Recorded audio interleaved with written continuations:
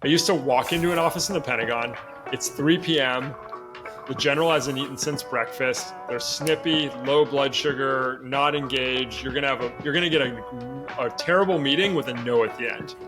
So what do? You sit down, take out individually wrapped squares of dark chocolate. Got to be individually wrapped because Americans won't take off a bar. Give them out to everyone. Model eating it, so everyone will then eat it. Give a little bit of a sweet boost. Give it a little bit of a blood sugar effect. Have a little bit of maybe that stress hormone effect. A little bit of that cognitive enhancement. And also, when you give somebody a gift, psychologically, we will repay that gift. And I would get a dramatically better meeting and bias it towards a yes for what I wanted.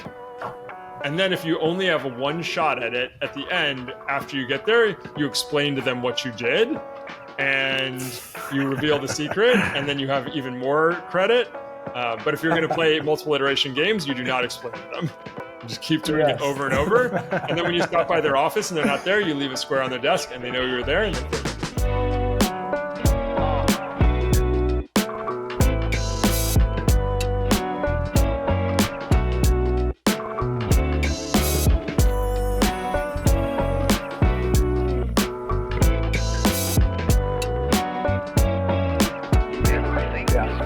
Cool.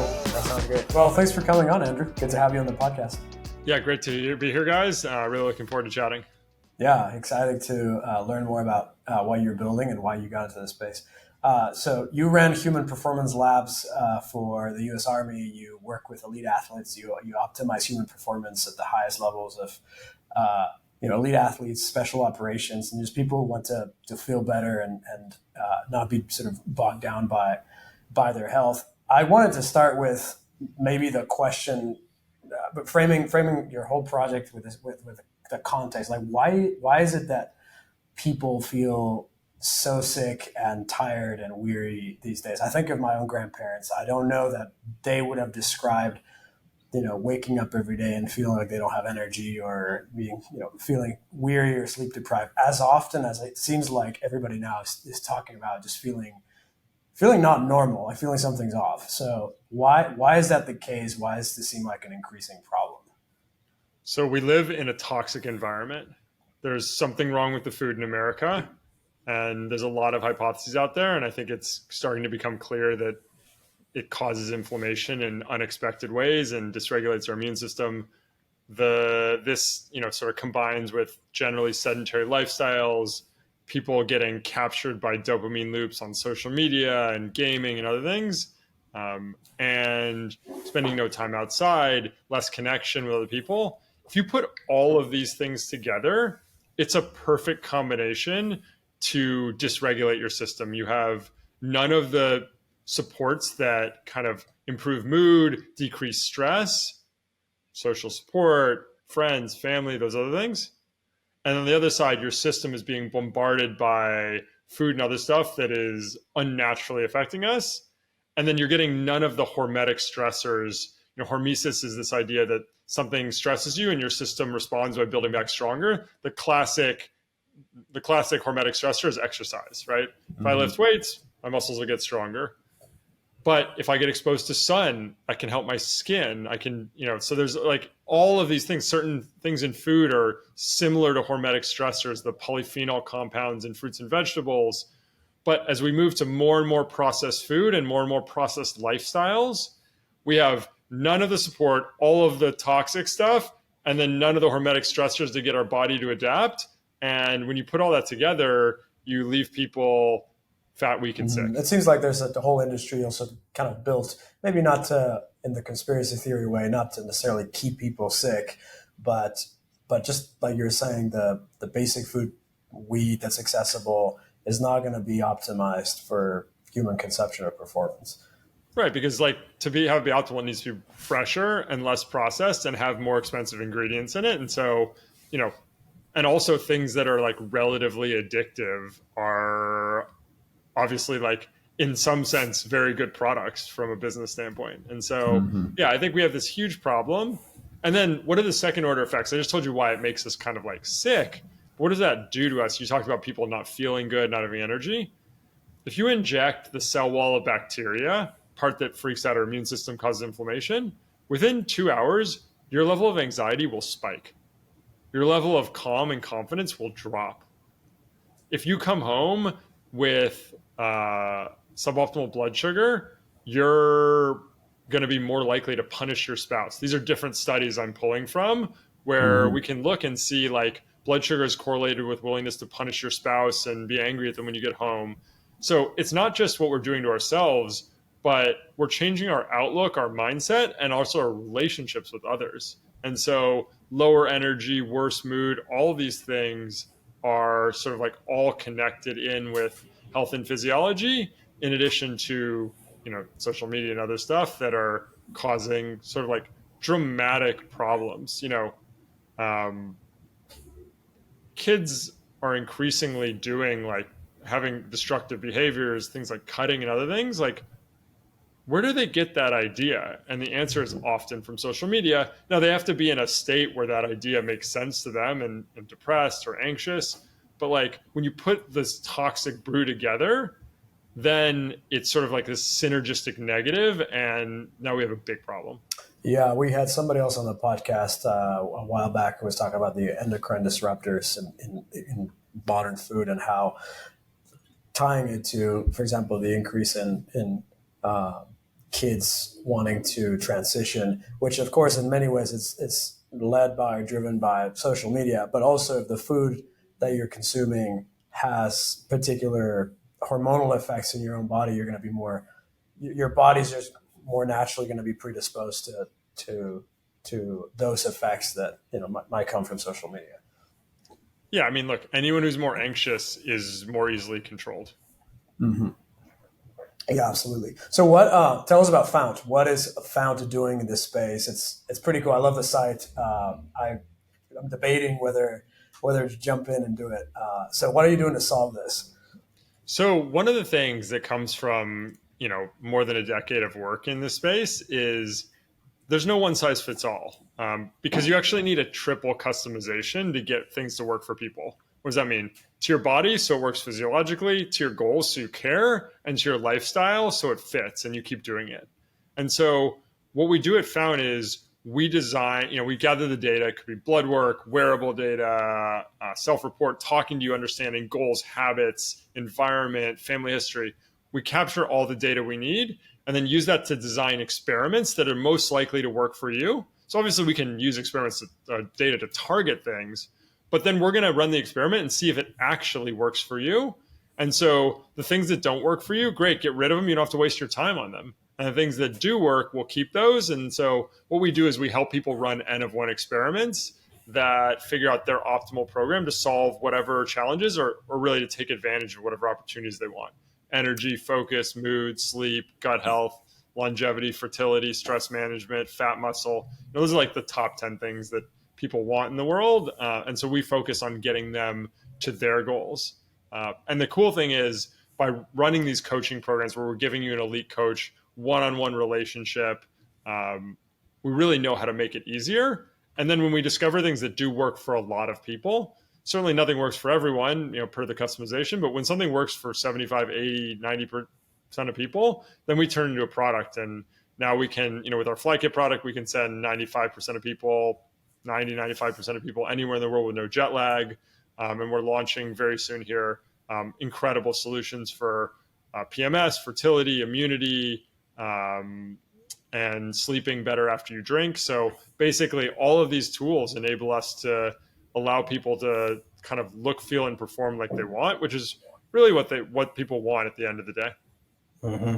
Has there been any of those that have surprised you in terms of things that have made a big difference across the board, across different people and different types, that was a surprising result for you that you ended up productizing or that you just recommend to a lot of people? Yeah, I mean, so a couple of things. One, the jet lag thing was based on a brand new discovery. Our team, we figured out that actually going to altitude causes an inflammatory response, and actually figuring out that there's that inflammation, which is why lower energy, people's gut feels off, joints, even skin. People, research shows like a lot more, a higher frequency of autoimmune relapse after travel, as well as people sit on their couch for 12 hours a day, but they don't get blood clots in their legs. But people get DVTs, blood clots when they travel. So we figured out what's going on. And then like once you turn that off, it turns out you can rapidly shift someone's circadian rhythm. And I was totally surprised the first time we did it, and it worked like 100%. Of course, Wow. like, this was a client need. Everything we do starts with client needs. So we always know that these are real challenges. Clients like, look, I'm traveling from East Coast to Seoul, Korea to close business deals. We land, there's a big dinner that night, and they want us to get up early the next morning. Like, they're using jet lag as a negotiating tool. Oh, wow. So we developed the first program, and I got an email like a day and a half later from Seoul. It was like, I don't know what you did, but I slept 8 hours my first night. Like, what happened? And so I knew what we were doing would help, but the magnitude of effect blew me out of the water. Another cool story of like how powerful this methodology is I was at a supplement trade show looking at new compounds in this class called polyphenols. These are compounds that they call antioxidants in fruits and vegetables, but anyone who's talking about them as antioxidants doesn't understand how they actually work. Like, literally, that's from a physics standpoint impossible to be how they work in the body. But they do all kinds of cool things. They like signal to your cells to build themselves to be stronger and build and release more protective enzymes. It's sort of like almost like responding to exercise in a way. And so found this new compound. We're looking at it for exercise recovery because we have used some of these for exercise recovery. Didn't work.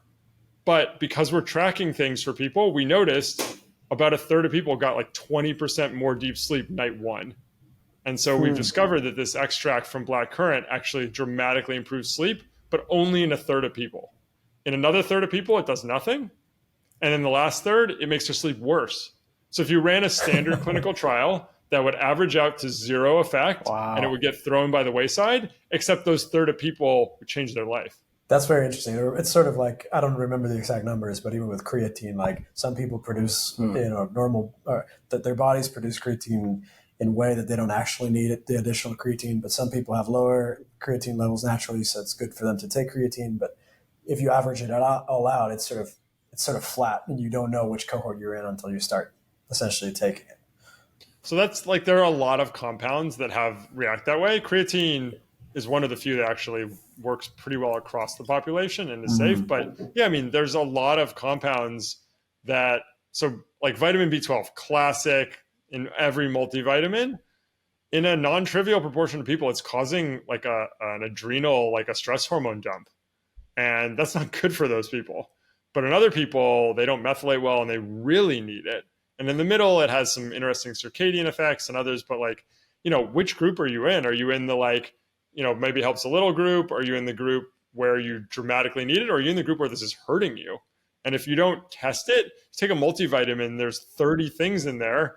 Even if 10 are helping you, that means 20 are doing nothing or are hurting you.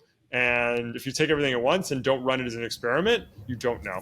Yeah. So going back to the original question, it seems like a big part of what you're tackling, and I've heard you talk about this in other podcasts, is also so there's the why do people feel so not good, so bad in general on one end, but on the other side is the medical industry. If you go to your doctor, he's going to prescribe something across the board. Take a multivitamin.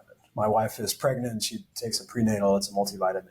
But she, to your point right now, I don't know if she's in the cohort where B12 is going to make her feel worse or better. The doctor's just going to say to everybody, take a multivitamin. So talk about maybe the existing mentality behind having to treat people as a one size fits all. Where does that come from, and why are we increasingly moving that direction? Yeah. So what happened is, you had a system that was very artisanal, basically. And so doctors were doing, everyone was doing different things, and there was a lack of data being used. And so this move to what became called evidence-based medicine was a move to say, like, we're going to test things in randomized controlled trials and see what works better at a population level. And so the answer then was like, and then if that works better, all of you should be using it with every patient with that problem. And so that's the logical error. Testing things to see what works better, great idea. Because there are unexpected effects. There are treatments that were hurting people. There are things that do work better on a population level.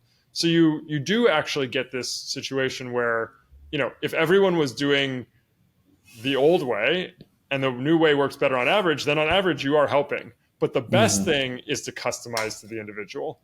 And so that's step one of the challenge, is that doctors are neither empowered with time to talk to people to really figure out what would work best for them from a customization standpoint. So they just have to rely on this sort of like, quote, evidence-based medicine, which really isn't evidence-based for the individual, right? How many founders would want to run their company based on the average results of their competitors? Like, I assume 0 out of 100. No. Maybe 1 out of 100. Why would you run your health based on the average results of people who are not you? It literally doesn't make any sense. It makes sense to use that as a suggestion for like maybe like what you should try. But if you don't experiment and see if it actually works for you, then maybe you're the one, you know, even if it works for 80% of people and hurts 20%, maybe you're all the way on the wrong side of that curve. And then the second piece of this is knowledge. Like, unfortunately, doctors just get no training in the lifestyle piece. You know, the average medical school is teaching like something like 3 hours, at least a few years ago when I was talking to somebody who ran a medical school, like 3 total hours, not 3 credit hours, 3 total hours of nutrition training. Like, doctors don't know anything. So unless, you know, there's some great ones who go out and do their own research and figure it out. But the other thing is, this is such a nuanced field that you've really got to work with people to understand how things play in the field from a psychology and physiology standpoint. And so doctors are stuck not knowing things. So what are they going to do? They're going to recommend based on some big clinical trial, or they're going to cover their ass, which is like, you know, God forbid a mother is low on folate. There is this increased risk of neural tube defects and like terrible birth defects. So they're just going to say, just take that. Right. Or they're going to say nothing, you know, or they're going to react, you know, maybe not in that case, but others like just say, oh, supplements, I don't know. There's no regulation. We don't know. They don't work. And that's just demonstrably not true. And driven by their ignorance, and also the fact that because they don't know and they want to be an expert, if they don't know, and if you don't know about something and you want to be the expert, you say it doesn't matter. Yeah, so it's a lot of it is just protected or driven by liability, and though it's evidence based across a large,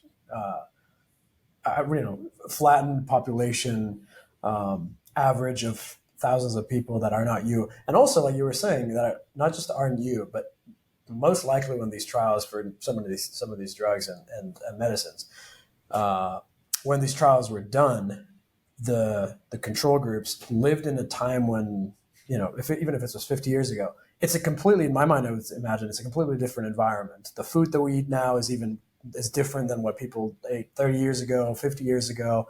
So you're not going to have, you're not going to necessarily account for those things based on the studies. Am I wrong? Yeah, I think that's a piece of it. And then the other piece is like for nutrition, I think it's so hard to control people's diet that almost all the data is this like observational, non-experimental data. You know, people who did X had this outcome, people did Y.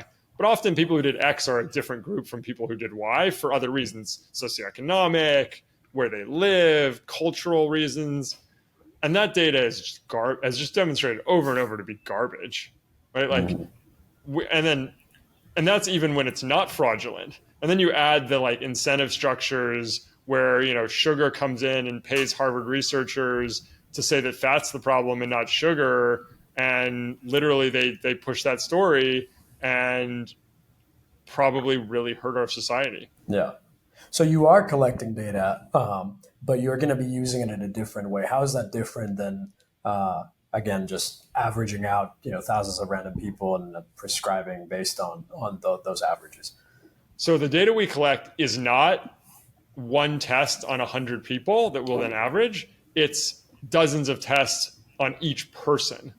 And that allows us, that will allow us to build, you know, AI or machine learning models to say, hey, you are the thing that is most likely to work for you is X, but there's still this amazing next step, which is, so let's test it. And let's make it easy to test. We're going to automatically ingest the data from any wearable you have. We're going to make it easy for you to tell us how you feel. And then we're going to run the experiment and we'll just see, does it work for you or not? And on target, off target, you know, just talking to a client who's like, I have a bunch of metal in my knee from some like a surgery and accident. He's like, is it possible that what you gave me is making my knee feel better? And the answer is, oh yes, very likely. But the fact that you noticed that, even though we were targeting something else, is something we can capture. That's cool. So what does it look like? I decide to sign up for Fount. What does it look like from day one to the end of I think it's a 4-month program, right? Yeah, so the initial program is 4 months, although the vast majority of our clients sign up to continue. So we're going to collect the data up front, blood work on everybody. We want any wearable data you have. And then we're going to do this 90-minute deep dive. This is really a crown jewel of what we do. We go systematically through goals, schedule, habits, environment, family history, different systems in your body, in a way that is, I think, deeper than anyone else is doing this, for at this sort of like level that's available to people. And what we do is we then take all that data together and say, okay, you want more energy in the afternoon. I don't just need to know what you're eating. I need to know your schedule during the day. I need to know, what you're eating, not just when you're eating. I need to know, what's your stress level, what's your work. So once we put all this together, then our coaches will design the right experiments for you to run and make them easy to run.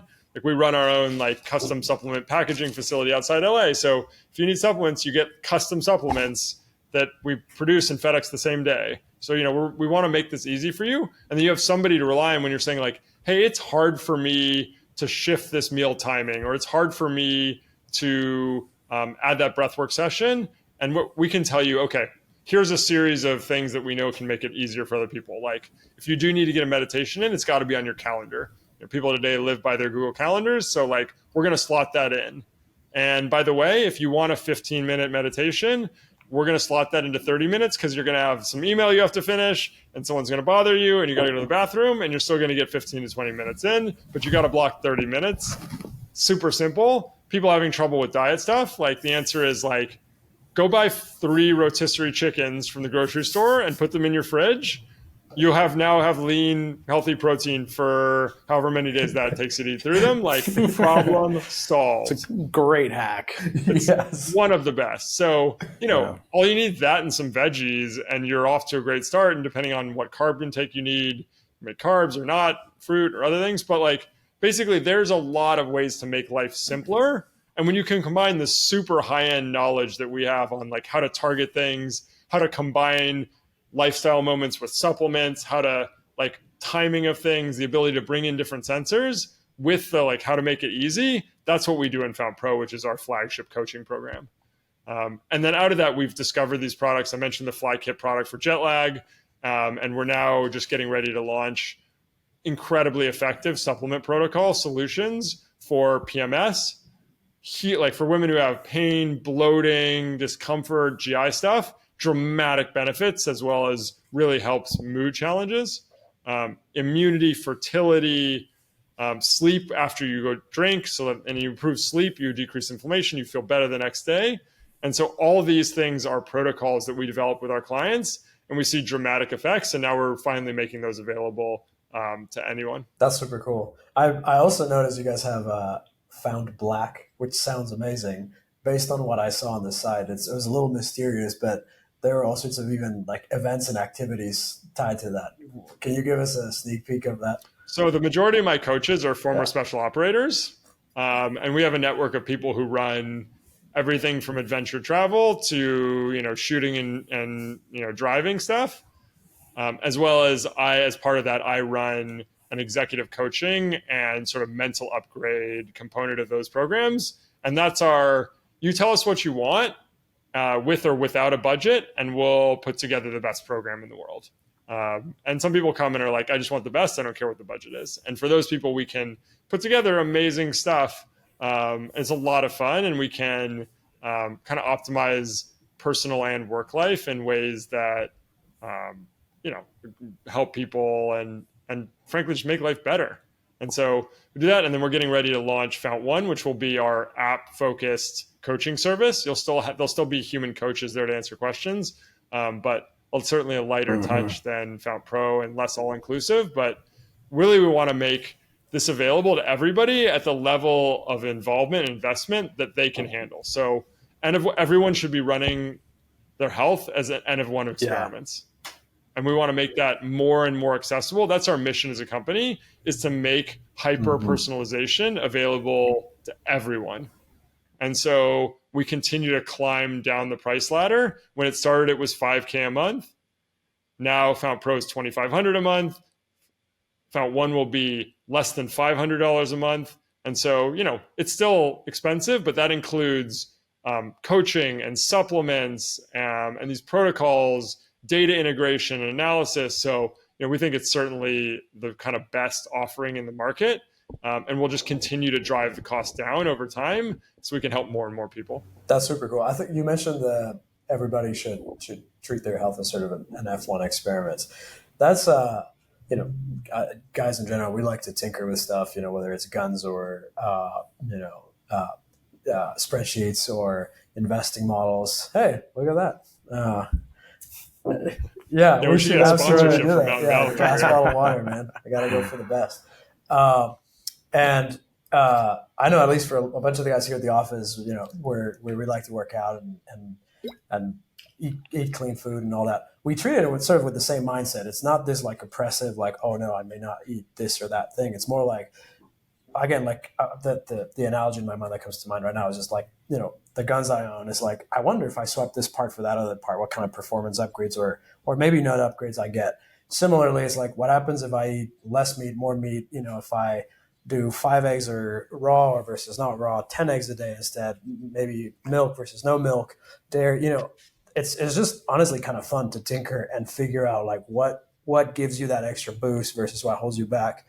And it is, like you were saying, it's kind of super personalized. And look, I think we've got to change the mindset away from health. One of the core insights of our business is that nobody cares about their health, except outside of, God forbid, when someone's diagnosed with cancer or something.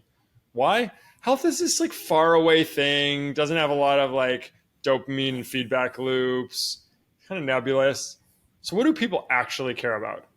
Perform at their job or mission, relationships, friends, family, sports and hobbies, and how they look and feel. 4 categories of things people care about.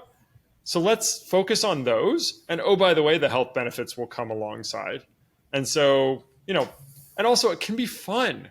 This doesn't have to be depressing. There's people like, oh, you don't eat this or you don't drink this. Like, but don't you want to have fun? My answer is like, this is totally hedonistic. I like feeling good. And I'm doing this not because I like feel some obligation or somebody told me. I'm doing it because I want to feel good. And like, your choice to not feel good is yours. And I'm not telling you what to do. But it is interesting that people get so anxious and upset when you are, take care of yourself, because that's really saying something about them, not something about you. Right. Yeah. What do you think about the trade-off between like stressors that are a positive? Because sometimes it can turn into like what I think of like Brian Johnson, at least the little bit that I just see him in my feed of, the type of person who's like so meticulous and so careful that they're like eliminating any type of a stressor from their life versus like the World War II vet you talk to who's like, I'm 105 and I smoke, 3 cigars a day, or, whatever it is. How do you think about that balance between like, being more laissez-faire and just letting stressors come on versus like being super meticulous in what you let affect you? Yeah, so a couple of things. One, from a methodological standpoint, what Brian's doing is exactly right. He's running a series of experiments on himself. Are the outcome measures and the metrics he's using right? That's some of that we don't know. Like, are epigenetic age scores, how good are those? We don't know. But he's running experiments. He's choosing the best metrics he thinks he has. Great. The challenge then is what he's, he sort of then has the implication that what you should be doing, what I do for myself, meaning like I take these supplements, these are the ones you should take. That doesn't make any sense because like I'm not the same as you, Brian. So why should my body need the same stuff? But so let's go. Like some people are like, that doesn't look like any fun. He's ruining his life. Maybe he's having fun with it, like, and maybe it's not right for you. That's fine. But like the fact that he's enjoying it, like lay off. Maybe that's what he gets off on. And then 2, I think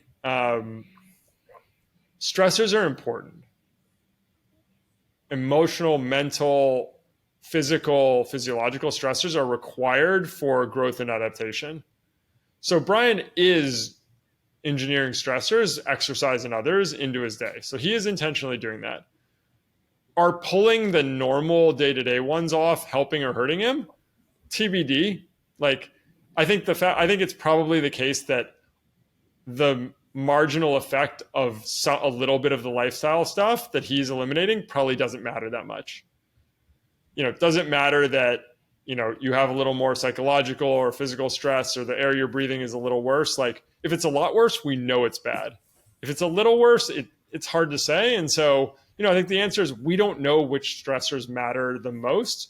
You definitely can't have a life of no stressors, but he works out, I don't know actually, but I bet he works out a couple hours a day. And so it's not that he's getting no stressors, but what does it mean to pull everything off? Who knows?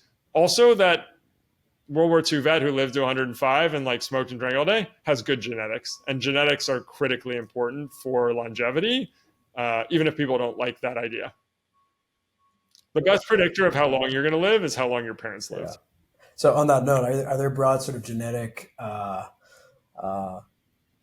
know the whole point of this is personalized, but are there broad genetic, corollaries where you say, if this is your ancestry, then, people from this, persons from this people group generally shouldn't drink milk or are more averse to dairy, let's say, or people from this other group are generally going to be, have better results with red meat.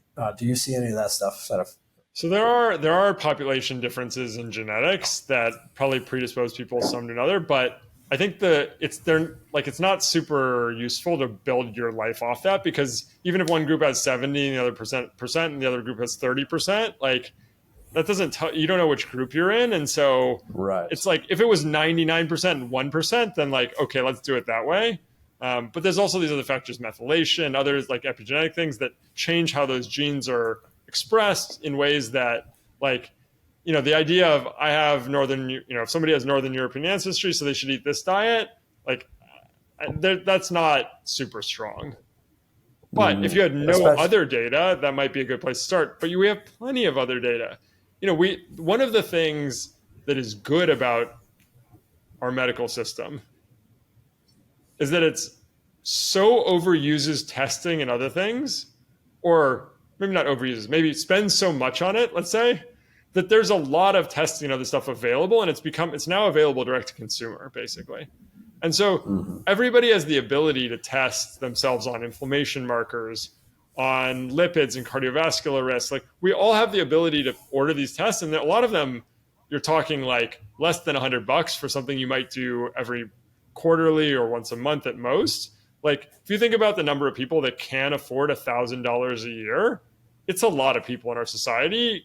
If you compare it to what people spend on, like make fun of like the avocado toast and Starbucks thing, like those people can afford $1,000 a year. That's $3 a day. So all this stuff is now available. It's just how you use it. Unfortunately, my problem is there's not really a lot of good sources of information about how to use that data. Contradictory stuff out there. Scientific journal articles are just not useful to the average person, because you read one paper and you believe X, but if you've read 20, you believe Y. And if you read 100, you believe that none of them know what the hell they're talking about. And so unless you really spend a lot of time with the research, it's really difficult to interpret. I mean, I can find a study that substantiates basically anything I want. And I also know, because I've read thousands of studies and I've run trials myself, that like you can read a study and be like, this something's wrong here. Like, they're bullshitting, like this, they're lying with data, or this is a really well done study. I'm more interested in this. And some of those are, there are studies done in cells that are more interesting to me than studies done in humans, even though that should normally be the opposite. So again, understanding how to work off the research is hard, and that's what we want to do. We want to make it easy for people, because it's got to be easy and it's got to work quickly. And so, when I think of customization, normally I would think of things working better, but I think much more important is that they will work faster. And you've got to hook people into the loops of feeling better, because if you can do that, you can get them to stay on long term. And so for me, customization is about faster, and sure, better is nice too. Yeah, that's an interesting point, because I think again, just if my wife and myself, my kids, you go to the doctor and you say X, I feel X or X is wrong, and the feedback loop on whatever they prescribe is going to be so much longer, and you may not even get clear results, because it's going to be generalized. It seems like, and I've heard you talk a little bit about this, but I wanted to dig into it. Part of what you guys are doing is helping people obviously navigate the toxic stuff, avoid the bad things, but also frame the good stuff out there, but slot it at the right times. For example, like I think you talked about somewhere where if you do a cold plunges are good, but if you do a cold plunge right after a workout, then actually it defeats the purpose of the workout. Or if you do a B12 multivitamin in the morning and you work out right after, 50% of the benefits of that workout are wiped. Like things like that you're like, well, isn't a cold plunge good? Isn't a B12 good? But unless you know the kind of when to slot them in, you may be shooting yourself in the foot. So, I was fascinated by that. Wanted to hear more about your thoughts there. Yeah, timing and the interaction effects between different interventions, different activities is dramatically important. So yeah, I mean, antioxidants, people talk about these things in fruits and vegetables, antioxidants, but they're not. But vitamin C and E are true antioxidants, meaning when your cells use energy, they produce these oxidative stress, these free radicals, and those can then go on to damage other parts of the cell. Your cell has ways to repair things, so that's not necessarily a problem. But also, our cells use the amount of free radicals around as a signaling mechanism. So when you take vitamin C and E, those compounds soak up some of the free radicals, being, quote, an antioxidant. They soak up some of the free radicals. And as a result, the cell doesn't see the stress of the exercise, and you get 50% less mitochondria. So everyone here taking a multivitamin with vitamin C and E in it before a workout, like 4 hours before, please avoid. Please take it after, or maybe you don't need that at all. But the other compounds we call antioxidants, I keep coming back to these compounds called polyphenols from fruits and vegetables. Those actually don't block the effects of workouts, even though, and it's because they're not antioxidants. They're what are these parahormetic stressors. They basically like trigger cellular genetic switches that turn up the protective machinery. And so again, understanding what class of compound we're using, how it actually works, the timing of it, everything together is really incredible. Like, if you're going to run and lift in the same day, which one do you do first? And the answer is the one where where you care most about the performance gains, because the neural drive is going to be stronger for the first one. And it turns out the amount not just the amount you lift, but the amount you intentionally drive, think about, focus on that muscle can change the value of that workout. And of course, you're going to have more neural drive with the first one, because you'll just burn some of your ability to focus and the neural stuff for the second one. So like, hey, lift or run first, which one do you care about more? So again, timing, sequencing, the classic one is caffeine before sleep. You don't want to drink caffeine, usually too late, but imagine that there's hundreds of those. So if you are, let's say you're listening to music or an audiobook or something while you're doing a set, you could theoretically be getting less benefit, or not even theoretically, from that set. Yeah, you want to focus on squeezing those muscles as hard as you can, as explosively as you can in general. If you're distracted, you would expect to have fewer benefits, fewer gains. Yeah. What are your thoughts on cold plunges in general? Like them. I think it can do a couple things.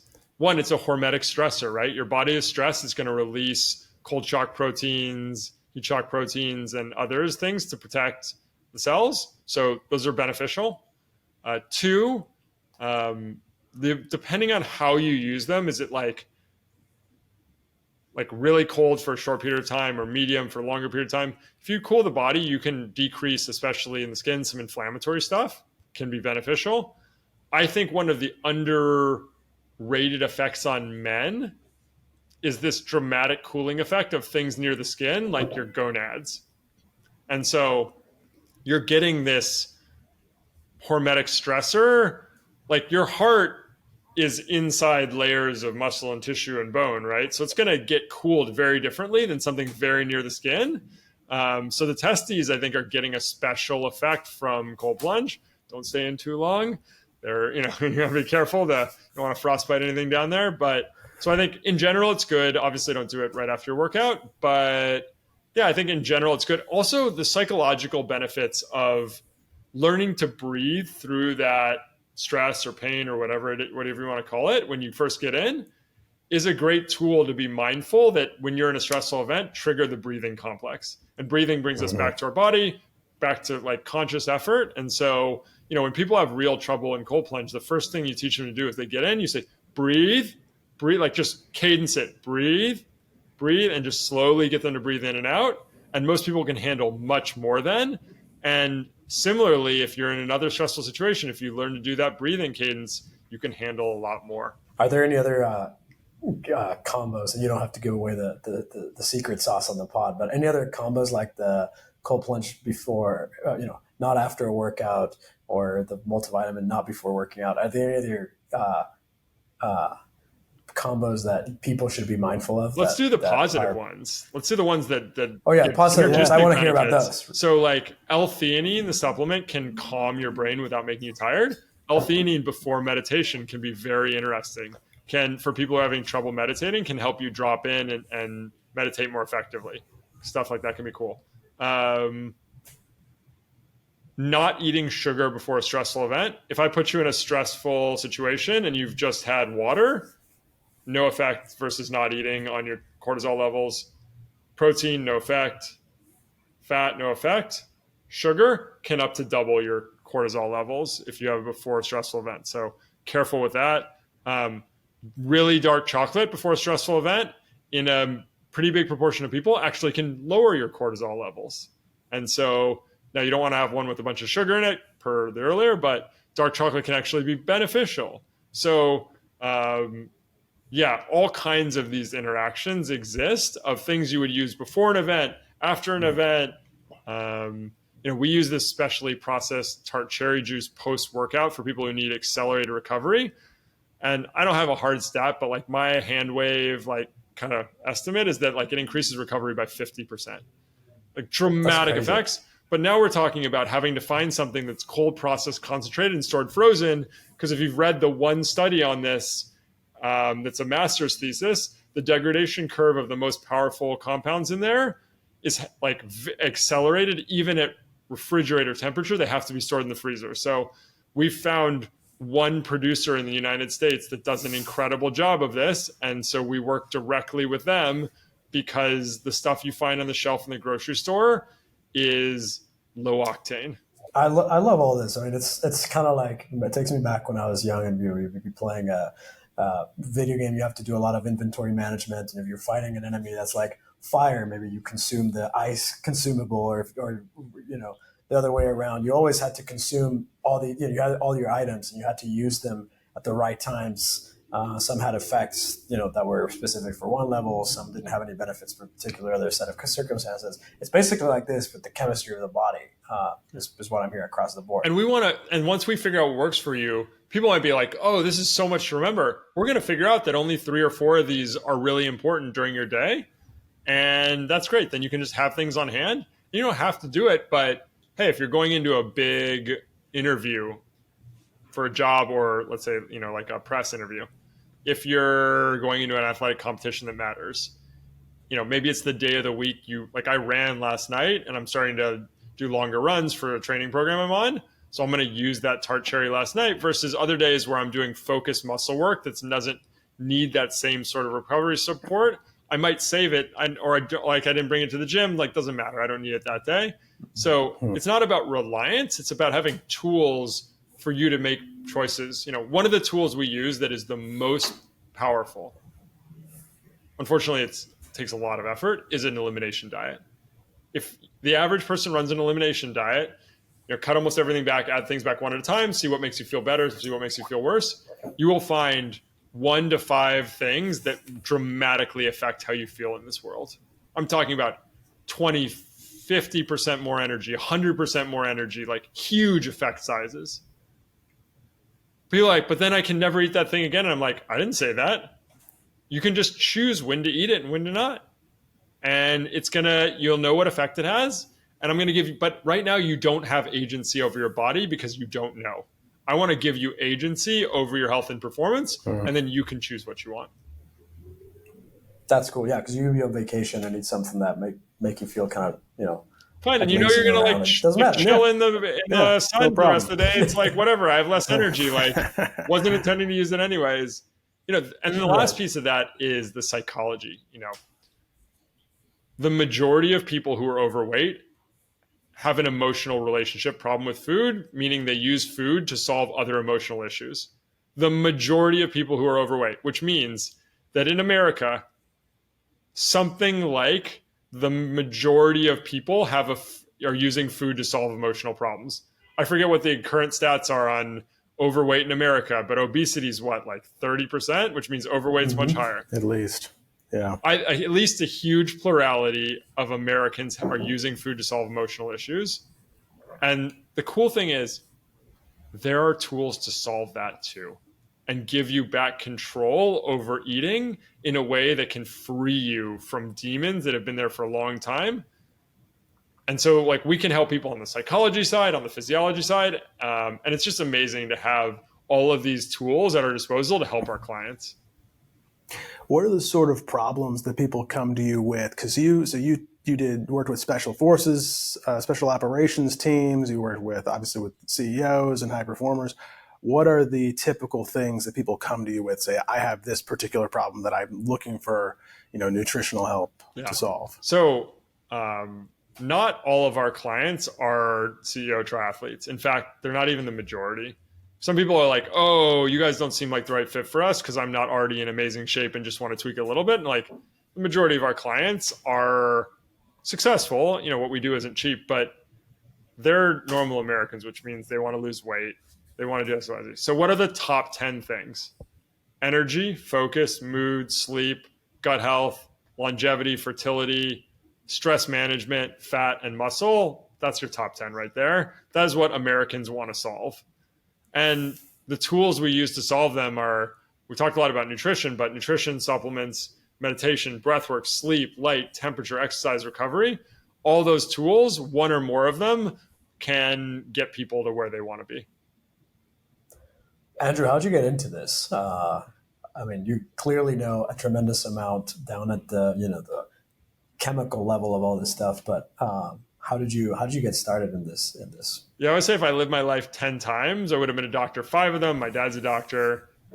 My mom's side of the family is like military, war hero, military. So this was really present as I grew up. My grandfather brought home the Silver Star and a Navy Cross. He was the first Marine to take the cliffs in part of Guam. Like there's a lot of stuff there growing up that I have tremendous respect for. And so basically I got lucky by serendipity, found a program where I could do science, technology, and national security. Amazing combination of the two.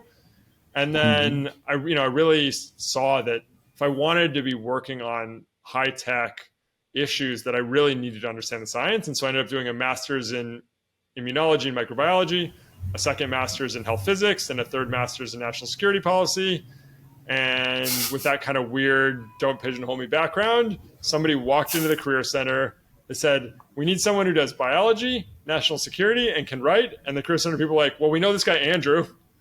And so there's one. That was an incredible opportunity to take over a studies program on the future of human performance for the Secretary of Defense's like private think tank in the Pentagon. And that launched me into working in this. So worked 3 years with that office, and then 4 more years running various things from R&D strategy. I ran a big clinical trial with an ROTC group, worked with individuals who were getting ready to deploy. So kind of got to do touch every piece of human performance in ways that was really amazing. And I got to learn from practice, which is often the best way to learn. That's super cool. What an interesting background. I'm curious about your work with special ops teams, and I mean they're essentially some of the best, most some of the best athletes in the world. I mean, they're put in tremendous stress. Their operational tempo is crazy long. They're out there on the field for a long time. My father-in-law was their group, so I've seen the both the good and the bad sort of firsthand, and the amount of stress that he was under, when he was deploying for 12 months at a time or whatever. I'm curious about just what the world is like versus, let's say, even like a high performance athlete in the NFL that you might work with. They share a lot of similarities in that people are elite. I think the mindset, there are, the incentives to develop your personal brand change sports a lot more. But there's also less sort of regulation. So people in pro sports can get access to different types of doctors or help in other way. So I think, there's sort of positives and negatives in terms of performance on each side. I should say personal brand, although like now we have a lot of former soft like writing books and stuff. So I'll leave that aside for the moment. But, I think basically what defines a special operator?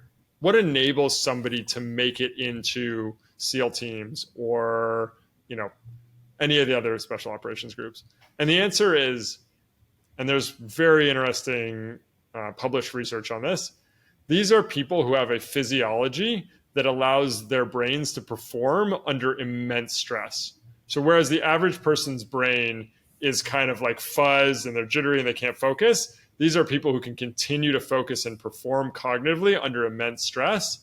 And then their body can come back down from that stress to baseline pretty quickly, which is critical for recovery and other things. So these are people who have the mental and physical traits that enable them to perform at a high level over long periods of time and not break down. So I'd say the cognitive and physical pieces there are critical because, if somebody can stay mentally sharp under a lot of stress, but their body's breaking down, it's just not going to work, and vice versa. And this is obviously what's being tested for in selection schools. So you see all these, documentaries on buds and when the SEALs are going through, and what are they doing? They're not letting them sleep. They're putting them under immense physical and psychological stress, cold, getting yelled at, all these things. And they're doing it over a longer period of time to see who either gets hurt and drops out or who chooses to. And that's a selection environment for people whose minds and bodies work that way. And so, it's an amazing group because not only do you have to be good in those categories, you have to be elite. And the elite in those categories are truly special people. And I meet people who are never in the military, CEOs and others, who have that physiology. We're talking to them, you can sort of tell in a sense that they have that same physiology, and it's awesome and it's a huge advantage. Although there is one piece of it that can get tricky, which is if you imagine a graph where the y-axis, the vertical axis, is performance, and the x-axis, the horizontal axis, is what's in research called arousal, or let's just say stress. The curve is something like a bell curve or an upside down U, right? If you have no stress and you're asleep, you're not going to perform well. Then you have a little more stress, you're more focused, you're more engaged, you're performing better. And then there's some point at which too much stress and you start to mentally or physically perform worse. Well, so these special operators their curves go far to the right without dropping because they can handle a lot of stress. Sometimes though, they're kind of low for a while on the left side, meaning like they don't like boredom. And that can affect times when you're home. It can affect times in relationships, can predispose people to enjoy things like alcohol and other stuff more. So, if you can handle a lot of excitement, sometimes you need a lot of excitement. And that is one thing that is not uniformly the case, but can be one of those things that's associated. And by the way, they have that self-control, but they also can choose things. And they've also learned that because they're so good, that a situation which is riskier for one person is less for them. So, they can push the limits and they enjoy pushing the limits. And thankfully, they can do that for us as a country, but also in their personal lives sometimes has some downsides. Yeah, absolutely. I was going to ask you about chocolate. We already talked about that. That was actually an audience question from somebody that heard you speak recently in Arizona, and they were like, "I love this talk. You need to ask about chocolate." Yeah. So chocolate is, these polyphenols, this class of compounds in chocolate, the specific ones there, increase the flexibility of your blood vessels, and in some people buffer this effect of stress. It also is the best reward to give to people to do things you want. So what do I mean? I used to walk into an office in the Pentagon. It's 3 p.m. The general hasn't eaten since breakfast. They're snippy, low blood sugar, not engaged. You're gonna get a terrible meeting with a no at the end. So what do? You sit down, take out individually wrapped squares of dark chocolate. Got to be individually wrapped because Americans won't take off a bar. Give them out to everyone. Model eating it, so everyone will then eat it. Give a little bit of a sweet boost. Give a little bit of a blood sugar effect. Have a little bit of maybe that stress hormone effect. A little bit of that cognitive enhancement. And also, when you give somebody a gift, psychologically, we will repay that gift. And I would get a dramatically better meeting and bias it towards a yes for what I wanted. And then if you only have a one shot at it at the end, after you get there, you explain to them what you did and you reveal the secret, and then you have even more credit. But if you're going to play multiple iteration games, you do not explain to them. You just keep doing it over and over. And then when you stop by their office and they're not there, you leave a square on their desk and they know you were there and they think of you. Now I know what to do next time I'm negotiating a term sheet. That's the chocolate game. Look, I mean, to that point, though, there are studies. This is a Harvard Business School study. They took 3 groups and had them negotiate a mock deal. One group did it in a conference room, no food. Another group did it in a restaurant with food. And the other group did it in a conference room with food. And they asked people, like, did you feel more trusting or others? Because they want to see, like, well, maybe you're breaking bread with people and you trust them. Didn't seem to be any effect there. But the average deal outcome was much better in the groups that did it over food. And so the hypothesis, and the one that I think probably drives it, is the blood sugar and stress calming effects of eating can drive dramatically better outcomes. So when do you never want to go talk to an investor? End of the day, right before lunch, you want to meet with them over lunch, eating. Like, there's absolutely ways to strategically do this and improve your outcomes. Amazing. Take notes, all the founders listening to this, or LPs. Andrew, getting to the end of our time here, but I wanted to ask you the questions we ask everybody, sort of the what's better, what's worse. But we'll start with the what's worse. In your space, in the general health space that you're tackling with Fount, what's worse than most people realize? Quality of medical care is worse than even people think. I was at a table not that long ago with really smart people, some of them in the health space, some not, but a bunch of founders. And when I asked, how many of you have had a major medical error committed on you? 6 of 8. Wow. And and some of these were really affected people's lives. And most people just don't know enough to know that that's happening to them. But the number of medical errors, the amount of attention that's being paid, I mean, is dramatic. So that's worse than people think. Yeah. And does that come from when you described this, this whole podcast, basically that standardized approach to medicine, one size fits all? Is that the driver, you think, for why those 6 out of 8 people? And just doctors don't have time. And a lot of the cutting edge stuff is poo-pooed. I mean, how many people on this pod or listening have been told you have an injury, rest it and ice it? It's in almost all cases, that is the wrong advice, like objectively wrong advice. You need to be, if it's torn or something, it's a little bit different, but like strains, like you need to be moving it in the right way, not in a way that's going to continue to injure it, but like there are protocols that are dramatically better. There are many surgeries where at least 18 months in the future, the outcome is no better even on average, like let alone to some of those individuals, but on average, the outcome is no better at 18 months from surgery, no surgery, despite enormous cost and other potential long-term stuff of having that surgery. So incentives are off, knowledge is off, and there's just doctors. And also, like, just to give doctors a little credit also, they don't have time. They're being asked to see people like assembly line. It used to be an artisanal field, and the best people still run it that way, but the average doctor cannot afford to do that.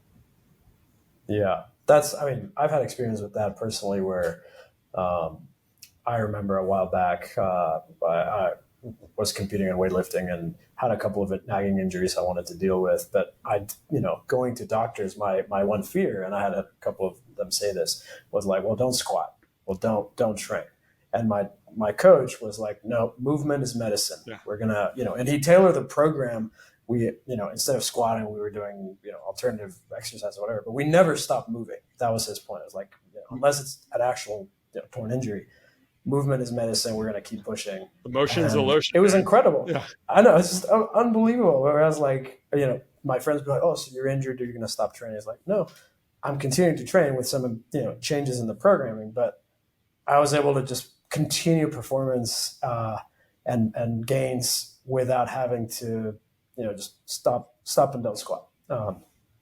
But so that's what's worse. What's better than most people realize?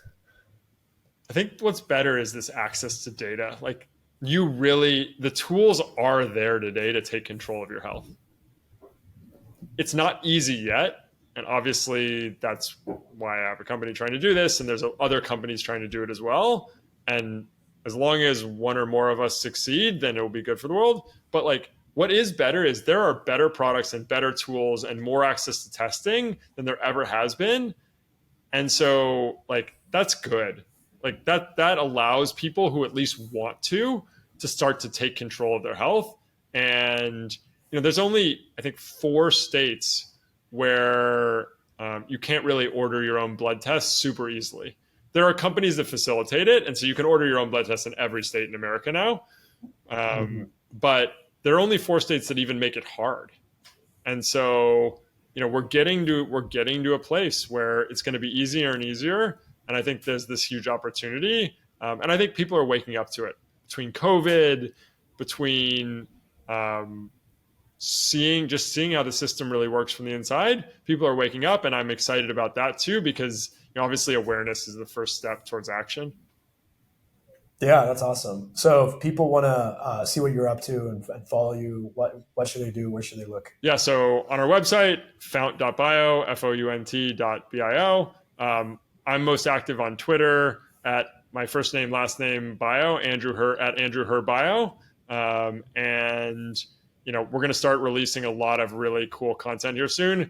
We're going to release some of our internal training materials that are like a user's manual for your inflammation in your immune system, a user's manual for like the stress systems in your body. What is it? How do you test it? What are the things that dysregulate it? What are the things that re-regulate it? So we're going to start releasing some of this content that I'm really excited about. So follow me and I'll put it out on Twitter whenever we have it. And would just love people to reach out. And, if you're flying long distance, please go to our site and grab yourself a fly kit. If it doesn't work, we'll give you your money back. So just reach out to me.